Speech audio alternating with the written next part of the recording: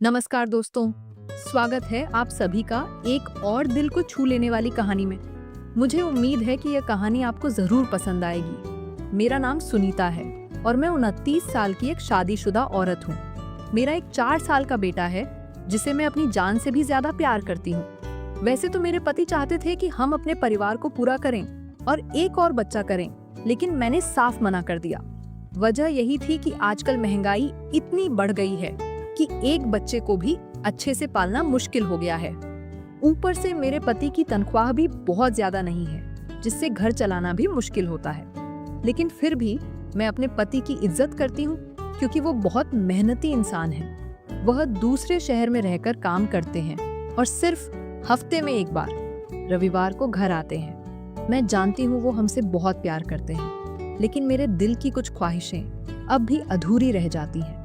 मुझे अपने पति का साथ हर दिन चाहिए, हर रात चाहिए। एक औरत की भी कुछ भावनाएं होती हैं, लेकिन मैं हमेशा उन्हें दबा कर रखती हूँ। कभी भी कोई गलत रास्ता नहीं चुना और मन को संभाले रखा और अपने फर्ज को निभाया।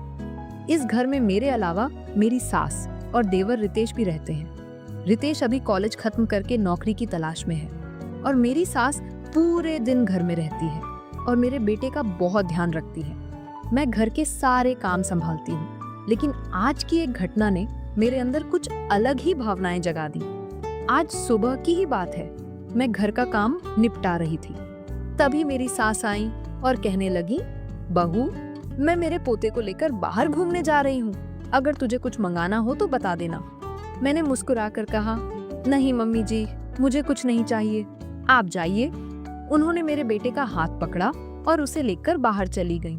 घर में अब मैं अकेली रह गई थी, तो मैं हॉल में बैठकर टीवी देखने लगी। थोड़ी देर बाद मेरा देवर रितेश आया और उसके साथ एक लड़की भी थी। रितेश बोला, भाभी, ये मेघा है, मेरी गर्लफ्रेंड। मैंने मुस्कुराकर कहा, हेलो मेघा, कैसी हो? मेघा ने भी शर्माते हुए कहा, हेलो भाभी, आप कैसी हैं? मैंने कहा, मैं तो ठीक हूँ, तुम कैसी हो? वो बोली, मैं भी ठीक हूँ भाभी। रितेश ने मुझसे कहा, भाभी, मैं मेघा को अपने कमरे में ले जा रहा हूँ, आप हमारे लिए कुछ नाश्ता बना देना। मैंने मुस्कुराकर कहा, ठीक है, मैं कुछ अच्छा सा बना देती हूँ। मैं किचन में गई, थोड़ा सा स्नैक्स तैयार किया, प्लेट में सजाया और फिर उसे लेकर रितेश के कमरे की तरफ बढ़ी। जब मैं कमरे में पहुंची तो देखा दोनों बेड पर साथ बैठे थे और बातों में खोए हुए थे। मैंने चुपचाप नाश्ते की प्लेट टेबल पर रख दी और मुड़ने लगी। तभी रितेश ने कहा, भाभी, प्लीज दरवाजा बंद कर दीजिएगा ताकि हमें कोई डिस्टर्ब ना करे। मैंने कहा, क्यों नहीं रितेश, और दरवाजा बंद करके मैं वापस हॉल में आ गई और फिर टीवी देखने लगी। पर न जाने क्यों रितेश की बात बार बार मेरे मन में गूंजने लगी। दरवाजा बंद कर दीजिए, ये शब्द मेरे दिमाग में घर कर गए थे। मन बेचैन होने लगा। कुछ देर तो रुकी रही, फिर उठी और धीरे से उनके कमरे के पास पहुंची। दरवाजा अंदर से लॉक था।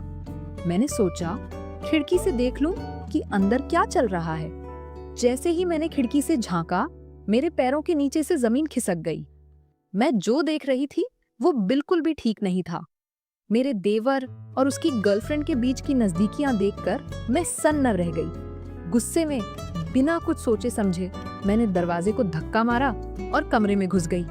दोनों मेरी आवाज से घबरा गए और एक दूसरे से अलग हो गए।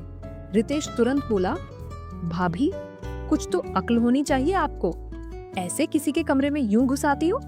मैंने गुस्से से कहा, रितेश, मैंने सब देख लिया है, मुझे सब समझ आ गया है कि इस कमरे में क्या चल रहा था।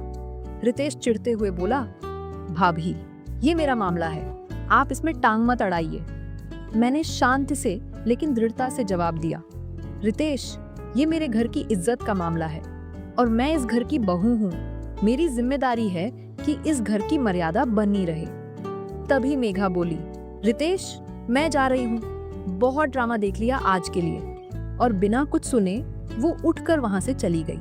रितेश उसके पीछे जाने की कोशिश करता है, लेकिन उसने देखा भी नहीं। रितेश मेरी तरफ देखकर कहता है, भाभी, आपने अच्छा नहीं किया। मैंने गंभीरता से कहा, रितेश, अब देखना मैं क्या करती हूँ।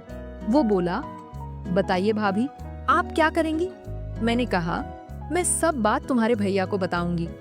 रितेश घबरा गया और बोला, भाभी प्लीज भैया को मत बताइए, हम दोनों मिलकर इस बात को यहीं खत्म कर लेते हैं और एक समझौता कर लेते हैं। मैंने पूछा, कैसा समझौता?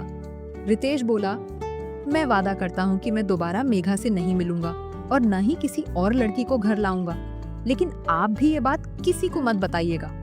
मैंने थोड़ी देर सोचा, फिर कहा, ठीक है रितेश, लेकिन याद रखना अब दोबारा मुझे तुम्हारी कोई भी गर्लफ्रेंड इस घर में दिखाई नहीं देनी चाहिए।